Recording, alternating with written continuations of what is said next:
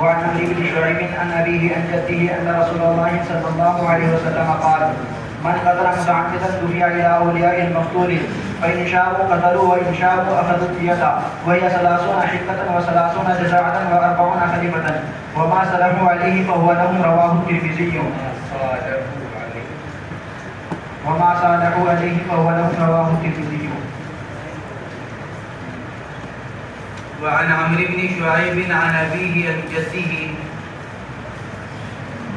أن رسول الله صلى الله عليه وسلم قال: من قتل متعمدا دفع إلى أولياء المقتول فإن شاءوا قتلوا وإن شاءوا أخذوا الدية وهي 30 حقة و30 جزعة و40 خليفة وما صالحوا عليه فهو لهم. اس روایت کے اندر ایک دیت کا مسئلہ بیان کیا گیا. دیت کے مسائل تو اگرچہ آگے آ رہے ہیں، یہاں تو اس روایت کو لانے کا مقصد یہ ہے کہ اگر کوئی آدمی کسی دوسرے کو ناحق قتل کر دے تو مقتول کے اولیاء اور ورثاء کو اس بات میں اختیار ہوگا کہ چاہے وہ قاتل سے قصاص لے لیں اور چاہے وہ قاتل سے دیت وصول کر لیں. یہ حضرت امام شافعی وغیرہ کا مذہب ہے. تفصیل اس کی ماقبل میں گزر چکی ہے. حضرات حنفیہ اور مالکیہ کے نزدیک مقتول کے ورثاء کو صرف قصاص کا اختیار ہوتا ہے. دیت لینے کا اختیار جب ہوتا ہے جب خود قاتل دیت کی ادائیگی پر راضی ہو جائے. حضور اکرم صلی اللہ علیہ وسلم نے ارشاد فرمایا: جس نے کسی کو جان بوجھ کر قتل کیا تو اس کو دے دیا جائے گا مقتول کے اولیاء کو. دفع الی اولیاء المقتول، وہ دے دیا جائے گا مقتول کے اولیاء اور ورثاء کو. اب اگر وہ چاہیں تو قصاص میں اس کو قتل کر دیں اور اگر چاہیں تو دیت وصول کر لیں. اب وہ دیت کیا ہے اس کے مختصر سی تفصیل آگے بیان فرمائی گئی. قتل عمد اور قتل شبہ عمد، قتل عمد اور قتل شبہ عمد، ان دونوں میں دیت مسقلہ ہے، بھاری، اور قتل خطا کے اندر دیت مخففہ. تفصیل تو آئے گی اگلے باب کے اندر، باب الدیات اگلا باب جو آ رہا ہے. دیت مسقلہ حضرت امام شافعی اور امام محمد یہ فرماتے ہیں کہ دیت اثلاثاً ہوگی، یعنی اس کو 3 حصوں پر تقسیم کیا جائے گا، جیسے اس روایت کے اندر آگے بیان کیا گیا. یہ روایت امام شافعی اور امام محمد کا مستدل ہے کہ اس کو اثلاثاً تقسیم کیا جائے گا. 30 حقہ، یعنی وہ بکری کا وہ بچہ جو 4تھے سال میں لگ چکا ہو، اور یا اونٹ کا وہ بچہ جو 3 سال میں 4تھے سال میں لگ چکا ہو، اور جزعہ وہ بچہ جو 5ویں سال میں لگ چکا ہو، اور خلیفہ وہ جو حاملہ ہو. یہ امام شافعی اور امام محمد یہ حضرات اسی کے قائل ہیں کہ دیت کو اثلاثاً تقسیم کیا جائے گا. حضرات شیخین امام ابو حنیفہ، امام ابو یوسف اور امام مالک اور امام احمد کی مشہور روایت، ایک روایت امام احمد کی امام شافعی اور امام محمد کے ساتھ ہے کہ دیت اثلاثاً ہوگی، لیکن مشہور روایت ان کی حضرات جمہور علماء کے ساتھ ہے، شیخین اور امام مالک کے ساتھ. اور یہ حضرات یہ فرماتے ہیں کہ دیت 40 ہوگی، اثلاثاً نہیں بلکہ دیت 40 ہوگی. چنانچہ وہ یہ فرماتے ہیں 25 بنت مخاض جو 2 سال میں لگ چکا ہو، 25 بنت لبون جو 3 سال میں لگ چکا ہو، اور 25 جزعہ اور 25 حقہ. یہ حضرات جمہور علماء فرماتے ہیں کہ دیت جو واجب ہوگی وہ اثلاثاً نہیں بلکہ وہ 40 ہوگی. اور دلیل حضرت صالح ابن یزید رضی اللہ تعالی عنہ کی روایت ہے. حضور اکرم صلی اللہ علیہ وسلم نے فیصلہ فرمایا تھا دیت میں 100 اونٹوں کا 40. ان نبی صلی اللہ علیہ وسلم قضا بالدیت ب100 من الابل 40. آپ نے دیت کے بارے میں فیصلہ فرمایا 100 اونٹوں کا جو 40 تھے، یعنی ان کو 4 حصوں پر تقسیم کیا گیا. 25 بنت مخاض، 25 بنت لبون، 25 حقہ اور 25 جزعہ. حضرات جمہور علماء اسی کے قائل ہیں. فرماتے ہیں وهي 30 حلقة و30 جزعة و40 خلیفة وما صالحوا علیہ فهو له. البتہ آپس میں جو ان کے مصالحت ہو جائے بس ان کا اختیار ان کو حاصل ہے، چاہے تو مقدار کے اوپر کچھ بڑھا کر. وما صالحوا علیہ، یا وقت کے اعتبار سے مصالحت ہو گئی، مقتول کے ورثہ نے قاتل سے یہ معاملہ کر لیا کہ آپ ہمیں 100 دیں گے، 50 فوری طور پر دے دیجیے، پھر 25 ایک مہینے کے بعد دے دینا، 25 اور ایک مہینے کے بعد دے دینا. اب اس کے بعد آپس میں جو ان کی مصالحت ہو جائے تو اس مصالحت کا اعتبار کیا جائے گا. وما صالحوا علیہ فہو لہم، اور جس پر وہ آپس میں صلح کر لیں تو ان کو اس کا اختیار حاصل ہے. وعن علي رضي الله تعالى عنه عن النبي صلى الله عليه وسلم قال المسلمون تتكافأ دماؤهم ويسعى بذمتهم أدناهم ويرد عليهم أقصاهم وهم يد على من سواهم ألا لا يقتل مسلم بكافر ولا ذو عهد في عهده. رواه أبو داود والنسائي ورواه ابن ماجه عن ابن عباس رضي الله تعالى عنهما.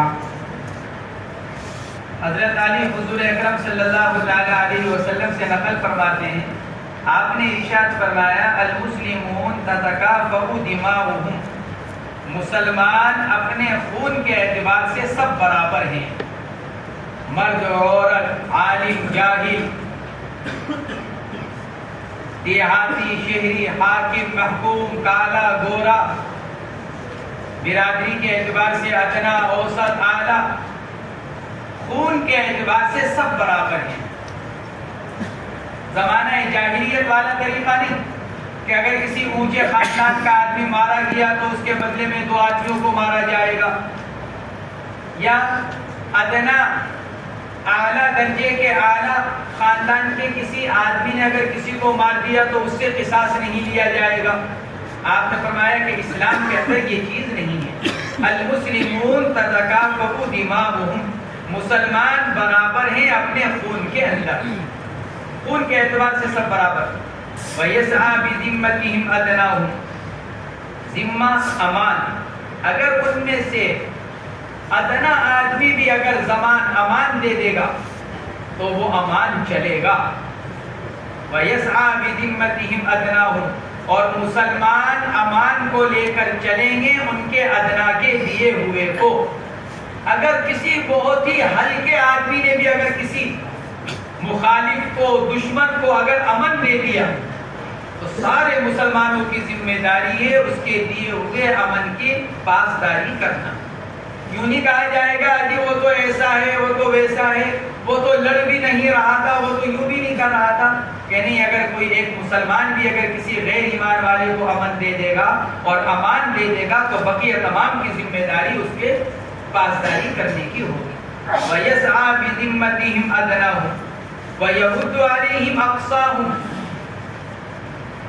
2 معنی 2 مطلب بیان کیے گئے اس جملے کے. وَيَرُدُّ عَلَيْهِمْ أَقْصَاهُمْ. شیخ عبدالحق محدث دہلوی اور علامہ بیضاوی رحمہم اللہ، ان دونوں حضرات کی رائے یہ ہے کہ وَيَرُدُّ عَلَيْهِمْ أَقْصَاهُمْ کے معنی کیا؟ جب جنگ ہوتی ہے، قافلے چلتے ہیں، لشکر جاتا ہے، امام لشکر میں سے بعض اوقات ایک جماعت کو ذرا آگے بھیج دیتا ہے، دیکھنے کے لیے، اندازہ کرنے کے لیے. آدھا افراد کو بھیج دیا تاکہ آدھے افراد لشکر کے ذرا آرام کر لیں، سستا لیں. تو اب وہ جو لوگ آگے گئے تھے اور انہوں نے جا کر جنگ کی، جو بھی کچھ ہوا اور ان کو مال غنیمت حاصل ہوا، تو وہ مال غنیمت انہی کے ساتھ مخصوص نہیں ہوگا بلکہ ان کے آخر تک جتنے ہیں سب پہ اس کو لوٹایا جائے گا. وہ جماعت یہ نہیں کہہ سکتی کہ چونکہ ہم نے آگے بڑھ کر لڑائی لڑی ہے، بقیہ لشکر تو ابھی پیچھے آ رہا ہے، ہم نے آگے بڑھ کر لڑائی لڑی ہے، لہٰذا جو مال غنیمت حاصل ہوا وہ ہمارے درمیان تقسیم کیا جائے. کہ نہیں، بلکہ پورے لشکر. اس لیے کہ ان کو جو مضبوطی حاصل ہے وہ اسی لیے حاصل ہے کہ ان کو یہ یقین ہے کہ ہمارے پیچھے ہمارا بقیہ لشکر آ رہا ہے. اس اسی لیے تو وہ جم کر لڑ رہے ہیں. تو ایک معنی اور ایک مطلب تو اس کا یہ بیان کیا گیا کہ وَيَرُدُّ عَلَيْهِمْ أَقْصَاهُمْ، اور دوسرے معنی اور دوسرے مطلب یہ بیان کیا گیا کہ جس کو ملا علی قاری وغیرہ نے نقل کیا ہے کہ اگر مسلمانوں کا دستہ جو سرحد پر ہے، سرحد کی نگرانی کے لیے فوج ہوتی ہے، اگر مسلمانوں کے فوج کا وہ دستہ جو سرحد پر ہے یعنی کفار سے بالکل قریب ہے دار الحرب کے، اور وہ دار الحرب میں سے کسی کو امن دے دے، تو جو بالکل وہاں قریب کے ہیں ان کا دیا ہوا امن دور دراز کے مسلمان علاقوں میں رہنے والے مسلمانوں کے اوپر بھی لاگو ہوگا، اور ان کی ذمہ داری بھی ہوگی کہ ان کے دیے ہوئے امن کی پاسداری کریں.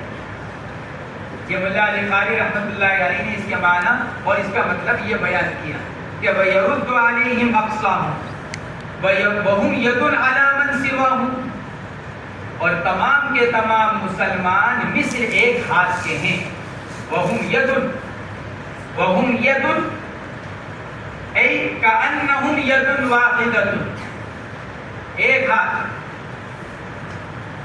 یہاں چوٹ لگی ہو تو جب بھی یہی ہاتھ سہلا رہا ہے، سر میں لگی ہو جب بھی یہی ایک ہاتھ سہلا رہا ہے، کمر میں ہو جب بھی یہی ہاتھ. تو مسلمان ایک دوسرے کے تعاون کے حق میں مثل ایک ہاتھ کے ہیں. كأنهم يد واحدة على التعاون والتناصر، یہ اس کا مطلب. وَهُمْ يَدٌ عَلَى مَنْ سِوَاهُمْ، مسلمانوں کو چاہیے کہ اپنے ما سوا پر مدد تعاون کے اعتبار سے سب کے سب اجتماعیت کے ساتھ رہیں. اگر کسی کے اوپر کوئی بات آ رہی ہے، کسی کے اوپر کوئی تکلیف آ رہی ہے، تو بقیہ مسلمان یوں نہ سوچے کہ اس کا ہمارے سے کوئی تعلق نہیں ہے، بلکہ اگر ایک کے اوپر کوئی تکلیف آ رہی ہے تو بقیہ مسلمانوں کو اس کی اس تکلیف کا احساس کرتے ہوئے اس کا تعاون اور اس کی مدد کرنی چاہیے. وَهُمْ يَدٌ عَلَى مَنْ سِوَاهُمْ أَلَا لَا يُقْتَلُ مُسْلِمٌ بِكَافِرٍ، اور یہ بات غور سے سن لو، کافر کے بدلے میں مسلمان قتل نہیں کیا جائے گا. جمہور علماء نے تو یہاں کافر سے عام مراد لیا، ذمی ہو کہ حربی. حنفیہ کا مذہب ماقبل میں تفصیل کے ساتھ گزر چکا ہے، اختلاف اور دلائل، کہ حنفیہ کے نزدیک کافر سے مراد حربی اور رہا ذمی، تو حنفیہ کے نزدیک ذمی کے بدلے میں مسلمان کو قصاصاً قتل کیا جا سکتا ہے. وَلَا ذُو عَهْدٍ فِي عَهْدِهِ، اور جب تک عہد والا اپنے عہد کے اوپر قائم ہے اس کو بھی قتل نہیں کیا جائے گا. اب اس کو بھی قتل نہیں کیا جائے گا جب تک وہ اپنے عہد پر قائم ہے. اگر کسی نے ہمارے سے کوئی عہد اور معاہدہ کر رکھا ہے، 1 سال کے لیے ہوا، تو جب تک سال پورا نہ ہو جائے ان کے ساتھ جنگ نہیں کی جا سکتی. حضرات صحابہ کرام کے واقعات ہیں اس کے بارے میں، صحابہ کرام کے واقعات ہیں. ایک مرتبہ ان قبیلے والوں سے معاہدہ ہو گیا ایک مدت کے لیے کہ اتنی مدت تک مسلمان جنگ نہیں کریں گے، تم ان سے نہیں کرو گے، مسلمان تم سے نہیں کریں گے. جب وہ معاہدے کی مدت پوری ہونے کا وقت آیا تو اس وقت جو صحابہ کرام کی جو اس لشکر کے جو ذمہ دار تھے وہ اپنی پوری فوج کو لے کر بالکل اس کی جنگ میں پہنچ گئے. صبح کو رات کو جب اس کی مدت پوری ہوگی تو مدت پوری ہوتے حملہ کر دیا جائے گا، کیونکہ وہ تو ابھی اس تیاری میں ہوں گے نہیں، وہ تو ابھی اس اطمینان میں ہوں گے کہ بھئی ابھی تو مدت پوری ہو رہی ہے، اس کے بعد وہ تیاری کریں گے مسلمان، اتنے ہم بھی تیاری کر لیں گے پتہ چل جائے گا. لیکن ادھر مسلمانوں کا لشکر مدت پورے ہونے تک ان کے علاقے تک پہنچ گیا کہ ادھر مدت پوری ہوگی کل کو ادھر ان کے اوپر حملہ کر دیا جائے. لیکن پھر ایک صحابی رسول نے جب اس کے بارے میں ارشاد فرمایا کہ حضور پاک علیہ السلام نے اس سے منع فرمایا، پورا لشکر واپس ہو گیا.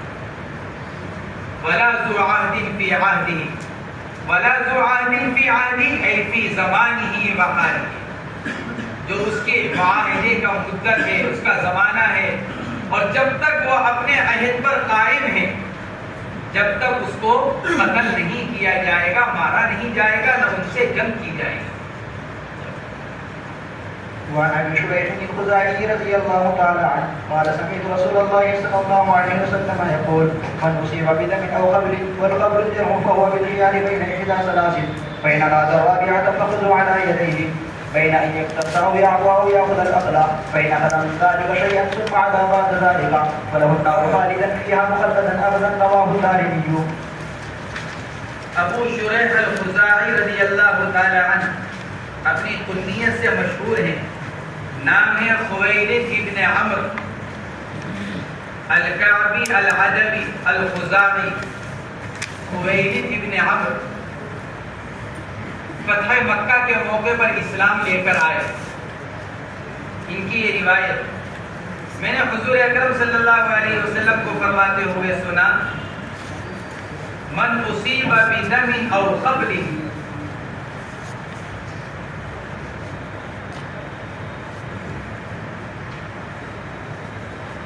جس کو کوئی تکلیف پہنچا دی گئی ہو یعنی جو غم زدہ ہو گیا ہو قتل کی وجہ سے یا زخم کی وجہ سے بدم او قبل قبل والقبل الجرح زخم مطلب یہ کہ اگر کسی آدمی کے مورث کو قتل کر دیا گیا یا اس کو زخمی کر دیا گیا ہاتھ توڑ دیا گیا پاؤں توڑ دیے گئے تو تکلیف کس کو ہوئی؟ گھر والوں کو. من اصیب بدم او قبل والقبل الجرح اور فرماتے ہیں قبل بمعنی زخمی کرنا تو فرماتے ہیں فہو بالخیار بین احدی ثلاث. تو یہاں پر وہ لوگ جن کو غم پہنچا ہے ان کو تین باتوں میں سے کسی ایک بات کا اختیار ہوگا. فَإِنْ أَرَادَ الرَّابِعَ فَخُذُوا أَيْدِيَهُمْ فَخُذُوا عَلَى يَدَيْهِ. اور اگر وہ چوتھی بات کا ارادہ کرے شریعت تین بات میں اختیار دے رہی ہے. اگر وہ ان تین کو چھوڑ کر چوتھی بات کا مطالبہ کرے تو ان کے ہاتھوں کو پکڑ لو یعنی ان کے مطالبے کو پورا مت کرو روک دو ان کو. وہ کیا؟ بین ان یقتص او یعفو او یاخذ العقل. نمبر 1 قصاص لے لیں. نمبر 2 معاف کر دیں. نمبر 3 مالی تاوان لے لیں. او یاخذ العقل دیت مالی تاوان وہ لے لیں جو کچھ اس کا خرچ ہو رہا ہے جو کچھ نقصان ہوا. فرماتے ہیں ان تین باتوں میں سے ایک بات کا اختیار ہے. فإن أخذ من ذلك شيئا اب اگر وارثہ نے معاف کر دیا لیکن پھر کچھ عرصے کے بعد پھر مطالبہ کرنا ہے یا وارثہ نے دیت لے لی اور اب دیت لینے کے بعد پھر کچھ عرصے کے بعد یوں کہہ رہے ہیں بھائی اتنا اور دو یا یوں کہہ رہے ہیں نہیں جی ہم تو اس کو بدلے میں ختم ہی کریں گے. فإن عدا بعد ذلك فإن أخذ من ذلك شيئا ثم عدا بعد ذلك. اب اگر انہوں نے اس میں سے کسی ایک بات کو اختیار کر لیا ان تین باتوں میں سے کسی ایک بات کو ثم عدا بعد ذلك اور پھر تجاوز کیا اس کے بعد پھر تجاوز کر رہے ہیں یعنی معاف کرنے کے بعد پھر قصاص کا مطالبہ دیت وصول کرنے کے بعد پھر زیادتی کا مطالبہ فَلَهُ النَّارُ خَالِدًا فِيهَا مُخَلَّدًا أَبَدًا. تو پھر ایسے آدمی کے لیے ہمیشہ ہمیشہ کی جہنم ہے پھر وہ ہمیشہ ہمیشہ جہنم میں رکھا جائے گا. فَلَهُ النَّارُ خَالِدًا فِيهَا مُخَلَّدًا أَبَدًا. یہ تاکید کے بعد تاکید اور یہ روایت زجر و توبیخ پر محمول جیسے کہ ماقبل میں ان کی تفصیل گزر چکی ہے کہ یہ اس طرح کی جو روایات کبائر کے اوپر جن پر یہ وعید آئی ہے گناہ کبیرہ میں جن گناہ کبیرہ کے اندر یہ وعید آئی ہے کہ وہ ہمیشہ ہمیشہ جہنم میں رہیں گے اور ان سے معتزلہ نے استدلال کیا. اہل سنت والجماعت کی طرف سے ان کا ایک جواب یہ دیا گیا ہے کہ وہ زجر و توبیخ تشدید اور تغلیظ پر محمول ہے. وعن طاووس عن ابن عباس رضي الله تعالى عنهما عن رسول الله صلى الله عليه وسلم قال من قتل في علمية في رمي يكون بينهم بالحجارة أو جلد بالسياج أو زلد بأسد فهو خطأ وعقله عقد الخطأ ومن قتل عمدا فهو قول ومن حال دونه فعليه لعنة الله وغضبه لا يقبل منه صرف ولا عدل رواه أبو داود والنسائي. طاووس تابعی ہیں طاووس ابن کیسان روایت نقل کرتے ہیں حضرت عبداللہ ابن عباس رضی اللہ تعالی عنہما سے، اور عبداللہ ابن عباس حضور اکرم صلی اللہ علیہ وسلم سے آپ نے ارشاد فرمایا من قتل بعمیۃ فی رمی یکون بینہم بالحجارۃ او جلد بالسیاط او ضرب بعصا، جو آدمی مارا گیا عمیہ بلوہ آپس کی لڑائی،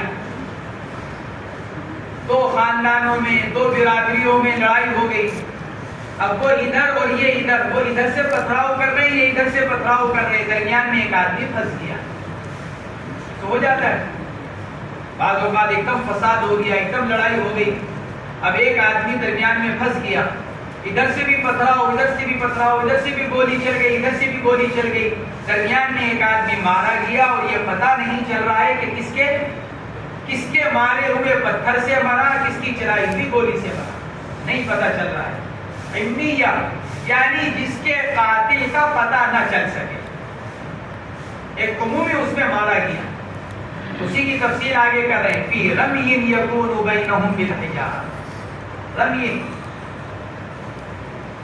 رما یرمی تیر چلانا، پتھر چلائے گئے، آپس میں پتھر چلے اور اس کے مارنے میں وہ درمیان میں مر گیا، پتھراؤ بازی ہو رہی تھی اور وہ آپس میں پھنس گیا، او جلد بالسیاط، آپس میں لڑائی ہوئی اور وہ لڑائی بڑھتی چلی گئی اور کوڑے وغیرہ نکل گئے، ایک دوسرے کو مارنے لگے اور اس وقت پتہ بھی نہیں چل سکا کہ کون کس کے مارنے سے مر گیا، او جلد بالسیاط، سیاط جمع صوت کی کوڑا، او ضرب بعصا، لکڑیاں چلنے لگی لاٹھیاں چلنے لگی جسے گاؤں دیہات میں ہونے لگتا ہے ایک دم، او ضرب بعصا کیونکہ وہاں ہر ایک کے ہاتھ میں لاٹھی، جوان ہو کے بوڑھا وہاں تو ہر ایک گھر کے اندر موجود، اب لاٹھی چلنے لگی اور یہ پتہ نہیں چلا کہ یہ آدمی کس طرح مرا۔ عمیہ کے معنی اندھے بن کے آتے ہیں، عمیہ عمیون سے، عمیون کے معنی اندھا ہونا نابینا ہونا، یعنی اس کے حال کا پتہ نہ چلنا کہ کس سے مرا، فہو خطأ، تو یہ قتل خطا کہلائے گا، کیونکہ جس آدمی سے نے بھی لاٹھی چلائی ہے وہ ہوا ہے تو اس کا مقصد اس کو مارنا نہیں، ذاتی طور پر متعینہ طور پر اس کو جان سے مارنا مقصود نہیں، اس لیے فرمایا فہو خطأ وعقلہ عقل الخطأ، اور اس کی جو دیت ہوگی وہ وہی ہوگی جو قتل خطا کے اندر واجب ہوتی ہے۔ ومن قتل عمدا، ہاں البتہ جس آدمی کو جان بوجھ کر قتل کیا گیا، فہو قواد، تو وہ قصاص ہے، یعنی اس کا حکم قصاص کا ہے، فہو قصاص اے حکمہ القصاص، تو پھر قتل عمد کا حکم کیا ہے؟ قصاص کا واجب ہونا۔ ومن حال دونہ، اور اب اس میں جو درمیان میں حائل ہوگا، ایک آدمی نے دوسرے کو جان بوجھ کر مارا مارنے ہی کی نیت سے، اب مقتول کے ورثہ قصاص لینا چاہتے ہیں اور کوئی آدمی درمیان میں آڑے آ رہا ہے، ومن حال دونہ، اور جو آدمی آڑے آئے گا قصاص کے، اس پر اللہ کی لعنت، اللہ کا غضب، لا يقبل منه صرف ولا عدل، نہ اس سے نفلی عمل قبول کیا جائے گا نہ اس کے فرض کو قبول کیا جائے گا۔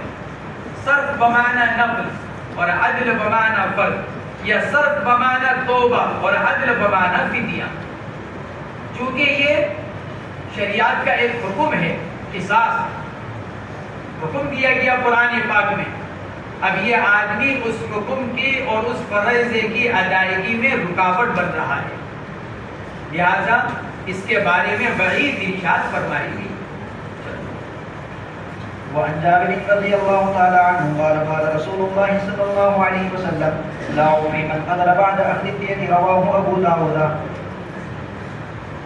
حضرت جابر رضی اللہ تعالی عنہ کی روایت ہے، آپ علیہ السلام نے ارشاد فرمایا لا اعفی یا لا اعفیہ، دونوں طرح اس کو پڑھا گیا، اگر یہ اعفیہ ہے تو پھر ماضی مجہول کا صیغہ،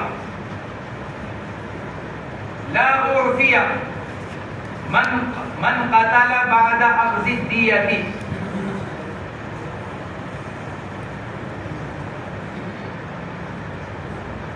اور دوسری قرات لا اعفی لا اعفی من قتل بعد اخذ الدیۃ، ایک آدمی مارا گیا، اس کے ورثہ نے قاتل سے دیت بھی وصول کر لی، پیسہ وصول کر لیا موٹا، اور اب موٹا پیسہ وصول کر لینے کے بعد پھر جب موقع ملا تو قاتل کو مار دیا۔ من قتل بعد اخذ الدیۃ، وہ آدمی جس نے کسی کو قتل کیا اس سے دیت لینے کے بعد، دیت لے لی، پیسہ وصول کر لیا، ہرجانہ لے لیا، پھر قاتل کو موقع ملنے پر مار بھی دیا۔ آپ نے ارشاد فرمایا کہ یہ مال اس کی زندگی میں کوئی برکت نہیں لے کر آئے گا۔ کبھی وہ یہ سوچے کہ بھائی میں نے تو بڑی ہوشیاری کا کام کیا، پیسہ بھی لے لیا اور بدلہ بھی لے لیا، دونوں کام کر لیے میں نے۔ تو آپ نے ارشاد فرمایا لا اعفی اے لا کثر مالہ ولا استغنى، نہ اس سے اس کا مال بڑھے گا اور نہ وہ مالدار بن سکے گا۔ کون؟ جس نے قتل کیا وہ دیت وصول کرنے کے بعد۔ دوسری قرات ہے لا اعفی، اعفا سے میں معاف نہیں کروں گا اس آدمی کو جو قتل کرے گا دیت وصول کرنے کے بعد، معاف نہیں کروں گا یعنی قصاص میں اس کو قتل کروں گا۔ بھائی جب اس نے دیت لے لی اور معاملہ ختم ہو گیا، جب اس نے قاتل سے دیت وصول کر لی تو معاملہ ختم ہو گیا، اب اس کے بعد اس کا قاتل کو جان سے مارنا یہ اس کی طرف سے زیادتی ہوئی، ناحق مارنا ہوا، لہذا اب اس کو قصاص کے اندر قتل کیا جائے گا۔ لا اعفی من قتل، لا اعفی من قتل بعد اخذ الدیۃ۔ زمانہ جاہلیت کے اندر ایسا ہی ہوا کرتا تھا۔ زمانہ جاہلیت میں مقتول کے ورثہ قاتل کو امن دے دیتے، معاف کر دیتے، دیت لے لیتے، لیکن دل میں یہ رکھتے تھے کہ جب موقع ملے گا اس کو مار دیں۔ یہ زمانہ جاہلیت کی عام عادت تھی کہ قاتل سے دیت وصول کر لینے کے بعد یا پھر برادری کا یا علاقے کا ہونے کی وجہ سے معاف کر دینے کے بعد یہ رکھتے تھے کہ جب موقع ملے گا مار دیں گے۔ جیسے ابھی ماقبل میں ایک روایت گزری، قبیلہ حذیل اور خزاعہ تھی، ان کو جب موقع ملا انہوں نے مار دیا، حالانکہ اسلام قبول کر چکے ہیں، مسلمان ہو چکے ہیں، لیکن اس کے باوجود وہ دل کی خلش باقی رکھتے تھے اپنے دل کے اندر۔ تو چونکہ زمانے جاہلیت کے اندر یہ سلسلہ چلا آ رہا تھا، اس لیے اللہ کے نبی علیہ السلام نے ارشاد فرمایا اب اسلام آ جانے کے بعد اب اگر کوئی آدمی دیت وصول کر لے، معاف کر دے اور پھر اس کے بعد قاتل کو مارے گا تو ہم اس کو معاف نہیں کریں گے۔ لا اعفی من قتل بعد اخذ الدیۃ، یہ حضور پاک علیہ السلام نے گویا کہ لوگوں کو تنبیہ فرمائی اور ان کو ڈرایا کہ اگر ایسا ہوا تو پھر ہم اس سے بدلہ لیں گے۔ وعن ابي الدرداء رضي الله تعالى عنه قال سمعت رسول الله صلى الله عليه وسلم يقول ما من رجل يصاب بشيء في جسده فتصدق به الا رفعه الله به درجة وحط عنه خطيئة، رواه الترمذي وابن ماجه۔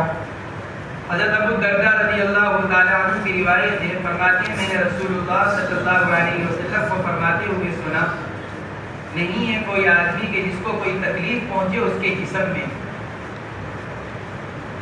اب چاہے وہ کسی انسان کی طرف سے پہنچے اور چاہے خود بخود چلا جا رہا تھا راستے میں ٹھوکر لگ گئی، پیر پھسل گیا اور کچھ ہو جائے، ما من رجل یصاب بشیء فی جسدہ فتصدق به، اب اگر کسی انسان کی طرف سے اگر وہ تکلیف پہنچی ہے اور اس نے اس کو معاف کر دیا، فتصدق به، اس نے اس پر صدقہ کر دیا یعنی اس کو معاف کر دیا، الا رفعه اللہ به درجۃ، مگر کیا ہوگا کہ اللہ اس کا ایک درجہ بلند کریں گے جنت میں، اور جنت کے درجوں میں بعض روایات کے اندر آتا ہے کہ اتنا تفاوت جیسے آسمان و زمین، جیسے آسمان و زمین کے درمیان کی مسافت اتنی جنت کے درجوں کے درمیان میں مسافت۔ الا رفعه اللہ به درجۃ وحط عنه خطیئۃ، اور اللہ اس کے ایک گناہ کو معاف فرما دیں گے۔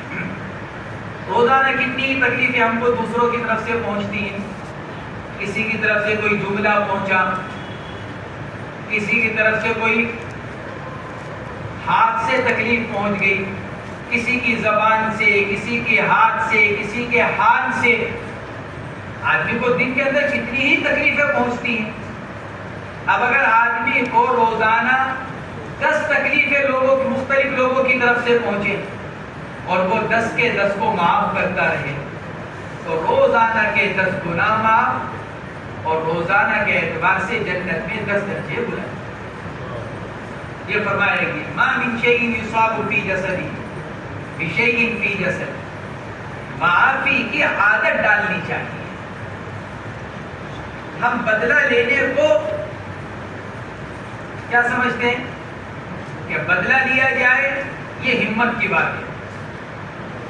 اپنی ذات کے اعتبار سے شریعت معافی کو پسند کرتی ہے. ذات کے اعتبار سے اجتماعی معاملہ ہو بات دوسری ہے. انفرادی معاملہ ہو تو اللہ تبارک و تعالی فمن عفا واصلح فاجرہ علی اللہ اور دوسرا فاجرہ علی اللہ، اس کا اجر اللہ کے ذمہ. کتنا اجر؟ بس اللہ جانے کہ اللہ کتنا اجر سے نوازے. تو ہمیں دن میں مدرسے کے اندر ہیں، تعلیم حاصل کر رہے ہیں، مختلف مزاج کے، مختلف علاقوں کے، مختلف زبانوں کے ہمارے ساتھی ہیں، کمرے کے، جماعت کے، پھر مدرسے کے. ساتھیوں کی بھی 3 قسمیں. کمرے کا ساتھی، بعض ایسے جو کمرے کے نہیں لیکن جماعت کے ساتھی، اور پھر بعض ایسے جو جماعت کے بھی نہیں لیکن مدرسے کے ساتھی. تو کبھی کسی کی طرف سے کوئی تکلیف پہنچی، کبھی کسی کی طرف سے تکلیف پہنچی، آدمی کیا کرے؟ معاف کرتا ہے. ہماری طرف سے یہ بات پہنچی تھی، ہم نے معاف کیا. یا کسی نے آ کر کسی کی طرف سے نقل کیا، فلاں آپ تو یوں کہہ رہے تھے، کوئی بات نہیں، بات ختم کر. اب دل میں ہے کہ اللہ میں نے اس کو معاف کیا. روایت کے اندر فرمایا جا رہا ہے ایک تکلیف پہنچی اس کو معاف کیا، 1 درجہ بلند، 1 گناہ معاف. اب اگر روزانہ کے اعتبار سے اگر ہمارے 10 15 20 گناہ اگر معاف ہونے لگے تو کل انشاءاللہ نامہ اعمال میں گناہ کم سے کم نکلیں گے. ورنہ تو صبح سے شام تک گناہوں کے اندر مبتلا ہیں ہم. صبح سے شام تک، شام سے رات، ہر ایک ہم میں سے گناہوں کے اندر مبتلا. چلو میں تو ہوں ہی، میں آپ لوگوں کی بات نہیں کرتا. آپ حضرات علم کے حصول میں لگے ہوئے ہیں، 24 گھنٹے ماشاءاللہ تکرار ہے، مطالعہ ہے، کتاب ہے، اسباب ہیں. لیکن میں تو اپنی بات کروں گا. چلو اللہ تبارک و تعالیٰ کی طرف سے نبی علیہ السلام، نبی اپنی طرف سے نہیں بات کر رہے ہیں. یہ نبی علیہ السلام کے یہ جملے اپنی طرف سے نہیں ہیں. نبی علیہ السلام اللہ کی طرف سے خبر دے رہے ہیں. یہ اللہ کی طرف سے ہے یہ خبر. وَمَا يَنطِقُ عَنِ الْهَوَىٰ إِنْ هُوَ إِلَّا وَحْيٌ يُوحَىٰ. اپنی طرف سے کچھ نہیں ہے. قرآن نے کتنی صاف انداز میں بیان کر دیا. وَمَا يَنطِقُ عَنِ الْهَوَىٰ. یہ نہیں کہ بھائی چلو جی چاہ رہا تھا کسی کو کوئی بشارت دینے کو تو دے دی بشارت، کوئی خوشخبری سنانے کو جی چاہ رہا ہے تو سنا دی خوشخبری. کے نہیں، جو کچھ فرما رہے ہیں اوپر سے آ رہا ہے. کتنی بڑی ہمارے لیے کتنی سہولت کی چیز ہے. بڑے بڑے گناہ ہوتے ہیں، لوگوں کو معاف کرو، اپنے گناہوں کو معاف کراؤ. ادھر لوگوں کو معاف کرو، ادھر اپنے گناہوں کو معاف کرا دو. اگر ہم توبہ کر کر، استغفار کر کر، گناہوں سے رک کر، بچ کر اگر ہم اپنے گناہ نہیں معاف کرا سکتے تو اللہ نے کتنا آسان سا راستہ دیا ہمیں. ارے بھائی لوگوں کو معاف کرتے رہو، اللہ تمہیں معاف کرتا رہے گا. وَحَطَّ عَنْهُ خَطِيئَةً، ایک درجہ بلند کرتا رہے گا، ایک گناہ کو معاف کرتا رہے گا. اس لیے اس کی عادت ڈالیں. میں نے عرض کیا ابھی حدیث پاک کے اندر فرمایا گیا کہ پہلوان وہ نہیں ہے جو دوسرے کو بچاڑ دے. وہ پہلوان نہیں. پہلوان تو وہ ہے کہ جس کو اپنے اوپر قابو. یہ نہیں کسی نے آپ کے اوپر ہاتھ اٹھایا آپ نے فوراً ہاتھ اٹھا دیا. کسی نے آپ کو گالی دی آپ نے بدلے میں ایک دم گالی دے دی. کسی نے آپ کی غیبت کی آپ نے اس نے ایک غیبت کی تھی آپ نے 10 سنا دی اس کو اس کے بارے میں. کسی نے آ کر آپ سے کہا کہ جی فلاں آدمی آپ کے بارے میں اس کے کیا کہنا ہے اس کے تو میرے سے سنو. آپ نے الٹا اس کے بارے میں 10 سنا دی. تو اب تک تو وہ ظالم تھا، آپ ظالم بن چکے ہیں کیونکہ آپ نے حد سے تجاوز کر دیا. تیسری روایت کے اندر یہ رہبری کی جائے کہ آدمی کیا کرے؟ دوسروں کو معاف کرے۔ حضرت جابر بن سلیم رضی اللہ تعالیٰ عنہ کو حضور اکرم صلی اللہ علیہ وسلم نے جو 5 نصیحتیں فرمائی تھی، انہی میں سے ایک نصیحت یہی ہے کہ اگر تمہیں کوئی گالی دے، تمہیں کسی بات کو لے کر تمہیں عار دلائے، لا تعیرہ، تو تم بدلے میں اس کو عار مت دلانا، اس کو گالی مت دینا۔ اگر کوئی تمہیں گالی دے رہا ہے تو بدلے میں تم اس کو گالی مت دو۔ اگر کوئی تمہاری برائی کسی کے سامنے بیان کر رہا ہے تو بدلے میں تم اس کی برائی بیان مت کرو، پھر کیا کرو؟ معاف کر دو۔ یہ ارشاد فرمایا اللہ کے نبی علیہ الصلوۃ والسلام۔ الفصل الثالث عن سعيد بن المسيب عن عمر بن الخطاب رضي الله تعالى عنه قتل نفرا 5 أو 7 برجل واحد قتلوه قتل غيرته وقال عمر لو لم عليه أهل صنعاء لقتلتهم جميعا، رواه مالك وروى البخاري عن ابن عمر نحوه۔ سعید بن المسیب رحمہ اللہ تابعی ہیں، حضرت عمر رضی اللہ تعالیٰ عنہ کا واقعہ نقل کر رہے ہیں۔ 5-7 آدمیوں نے مل کر ایک آدمی کو قتل کر دیا تھا، تو حضرت عمر رضی اللہ تعالیٰ عنہ نے قصاص میں سب کے سب کو قتل کرایا۔ ان عمر بن الخطاب قتل نفرا، کئی لوگوں کو قتل کیا، ایک جماعت کو قتل کیا، 5 یا 7، یہ راوی کا شک ہے، وہ 5 لوگ تھے قاتل یا 7، ایک آدمی کے بدلے میں جس کو انہوں نے قتل کر دیا تھا، قتل غیرت، دھوکے سے، دھوکہ دے کر بلا کر لے گئے، جسے اب بھی بعض اوقات ہو جاتا ہے، ایک آدمی آیا اور اس کو بلا کر لے گیا اور لے جا کر کے قتل کر دیا۔ ایسے ہی انہوں نے بھی، قاتلوں نے بھی اس آدمی کو دھوکے سے بلایا کسی بہانے سے اور پھر اس کو قتل کر دیا۔ حضرت عمر فاروق رضی اللہ تعالیٰ عنہ نے اس کے عوض میں ان 5 کو یا 7 کو قتل فرمایا اس ایک آدمی کے بدلے میں، اور پھر آگے یہ بھی ارشاد فرمایا لو تمالأ علیہ اہل صنعاء، صنعاء یمن میں ایک علاقہ مشہور ہے، فرمایا کہ اگر سارے صنعاء کے رہنے والے تمام کے تمام اگر لوگ بھی اگر اس ایک کے قتل پر مجتمع ہوتے، یعنی سب مل کر بھی اگر اس ایک آدمی کو مارتے، تو میں قصاص میں اور بدلے میں پورے اہل صنعاء کو قتل کر دیتا۔ اہل صنعاء کی تخصیص کیوں؟ بعض حضرات نے تو لکھا ہے کہ وہ قاتل وہیں کے تھے، 5 یا 7 جن کو قصاص میں قتل کیا گیا، چونکہ وہ صنعاء کے رہنے والے تھے، اس لیے حضرت عمر فاروق رضی اللہ تعالیٰ عنہ نے صنعاء کا نام لیا۔ بعض حضرات نے لکھا ہے کہ اس سے تکثیر کو بیان کرنا مقصود، صنعاء کی آبادی بہت بڑی تھی اس زمانے کے اعتبار سے، صنعاء کی آبادی بڑی تھی، زیادہ تھی، تو کثرت کو بیان کرنے کے لیے ارے بھائی اتنی بڑی آبادی والا شہر اگر مل کر کسی ایک آدمی کو اگر قتل کرے گا تو ہم تو قصاص میں اس پوری آبادی کو قتل کر دیں گے۔ یہ حضرت عمر فاروق رضی اللہ تعالیٰ عنہ کا مقصود کثرت کو، تکثیر کو بیان کرنا تھا۔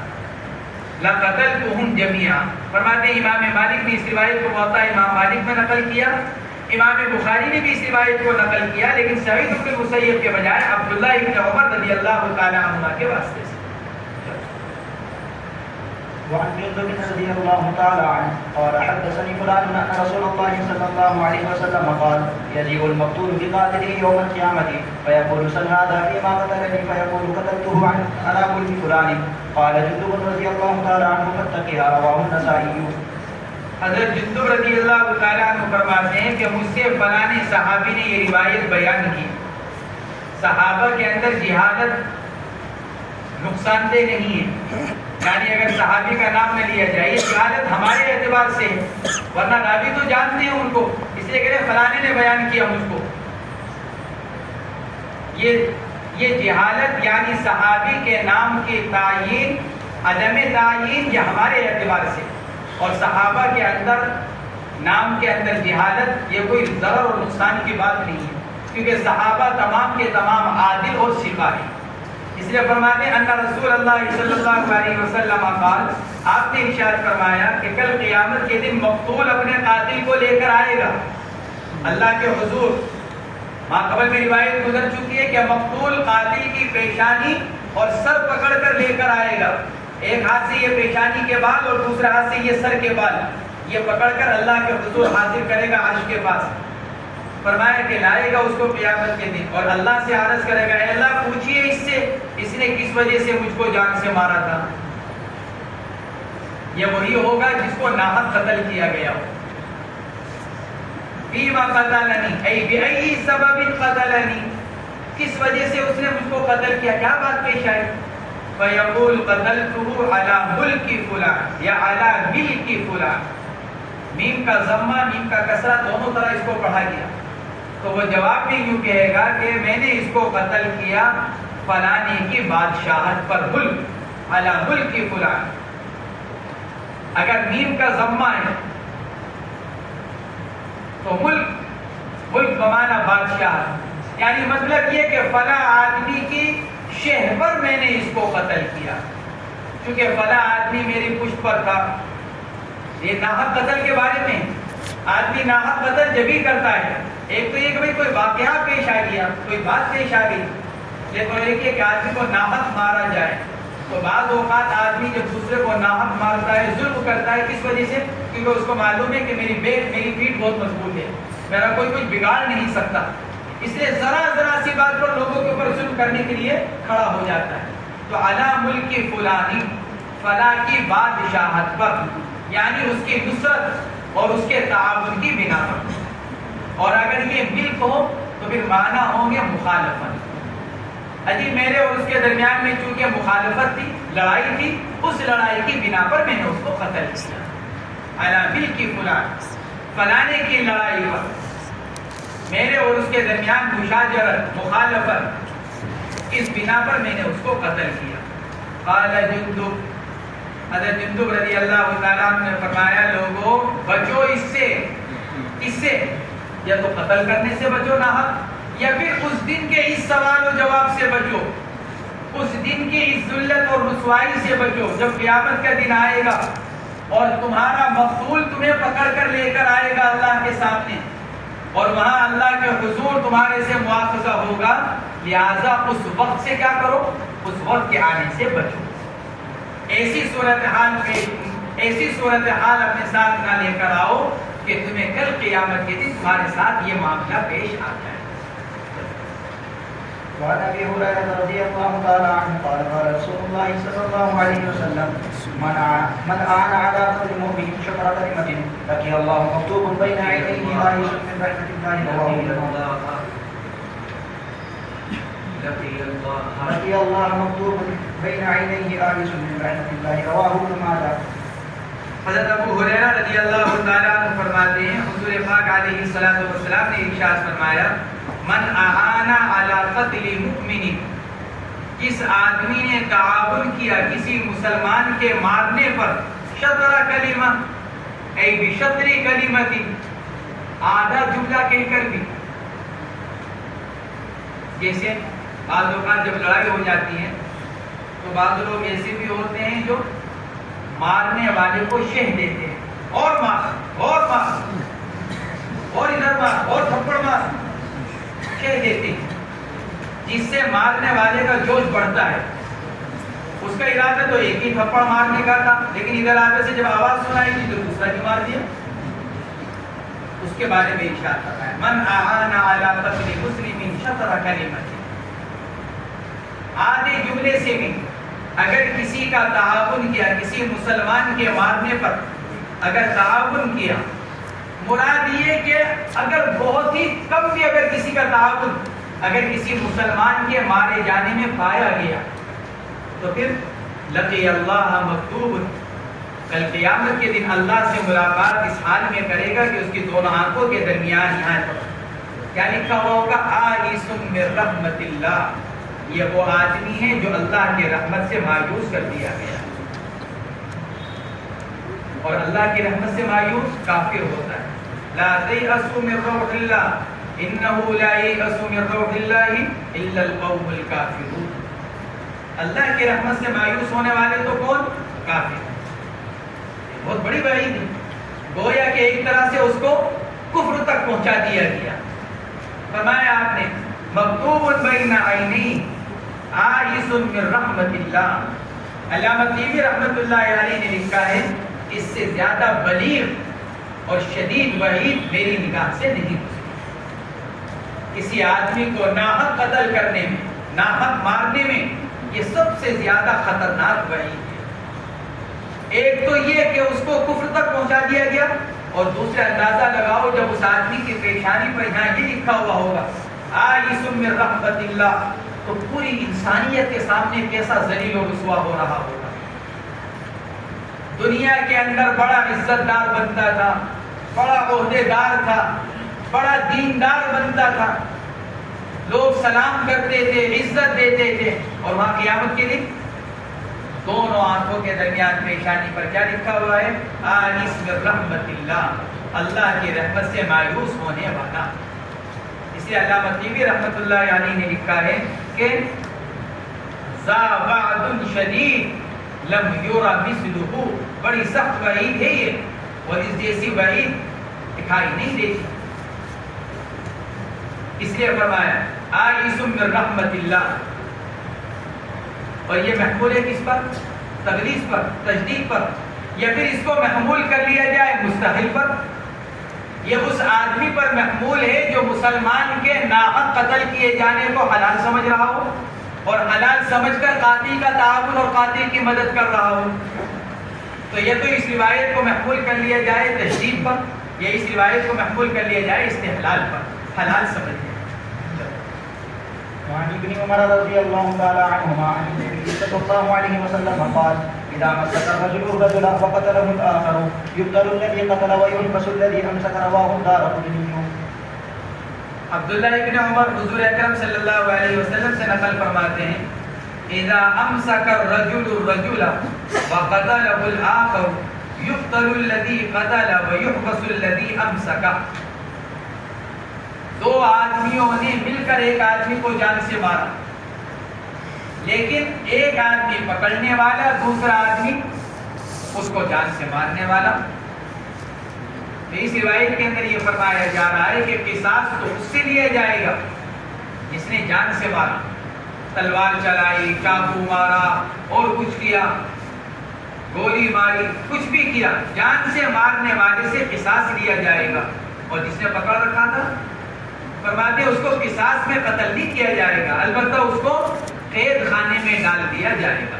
اور قید کی کہ کوئی مدت متعین نہیں، یہ امام کی رائے پر موقوف ہے کہ وہ کتنے زمانے تک اس کو قید میں رکھے. فرماتے ہیں جب ایک آدمی دوسرے کو پکڑے اور تیسرا قتل کرے، دو تو یہ ہو گئے، ایک پکڑنے والا اور ایک وہ جس کو پکڑا گیا، اور تیسرا قتل کرے. فرماتے ہیں جس نے قتل کیا اس کو قصاص میں قتل کیا جائے گا، اور جس نے پکڑا اس کو قید خانے میں ڈالا جائے گا. امام احمد بن حنبل کے نزدیک تو یہ متعین ہے کہ پکڑنے والے کو جیل خانے میں بند کر دیا جائے گا، یہ متعین ہے امام احمد بن حنبل کے نزدیک. لیکن امام ابو حنیفہ اور امام شافعی رحمہم اللہ کے نزدیک قید ہی متعین نہیں، بلکہ امام کی رائے پر تعزیر موقوف ہے. یعنی گویا کہ اس کو تعزیر کی جائے گی. اب تعزیر کس طرح کی جائے گی؟ یہ امام کی رائے پر موقوف ہے. اب چاہے امام اس کو جیل خانے میں ڈال دے، چاہے امام اس کے ساتھ تعزیر کا کوئی اور معاملہ کر لے. امام احمد کے نزدیک قید متعین، شافعیہ اور حنفیہ کے نزدیک تعزیر. اور امام مالک رحمہ اللہ یہ فرماتے ہیں کہ پکڑنے والے کو بھی قتل کیا جائے گا. ممسک جس طرح قاتل کو قتل کیا جائے گا قصاص میں، اسی طرح پکڑنے والے کو بھی قصاص میں قتل کیا جائے گا. یہ امام مالک کا مذہب ہے. اور امام احمد بن حنبل کی بھی ایک روایت ہے. امام احمد کا مذہب تو وہ ہے کہ قید کیا جائے گا، اور دوسری روایت امام مالک کے ساتھ کہ نہیں، جس طرح قاتل کو قصاص میں قتل کیا جائے گا اسی طرح اس پکڑنے والے کو بھی قصاص میں قتل کیا جائے گا. اس روایت سے استدلال کیا گیا امام مالک کے خلاف، کیونکہ اس روایت کے اندر یہ فرمایا جا رہا ہے کہ قتل صرف قاتل کا کیا جائے گا، ممسک یعنی پکڑنے والے کو قتل نہیں کیا جائے گا بلکہ اس کو جیل خانے میں بند رکھا جائے گا، یعنی اس کو تعزیر کی جائے گی۔ یہی شافعیہ اور حنفیہ کا مذہب ہے تعزیر کا، اور امام احمد کا مذہب حبس کے تعین کا ہے۔ فرماتے ہیں یقتل الذی قتل، اس آدمی کو قتل کیا جائے گا جس نے قتل کیا، اور اس آدمی کو قید کیا جائے گا جس نے پکڑ کر رکھا۔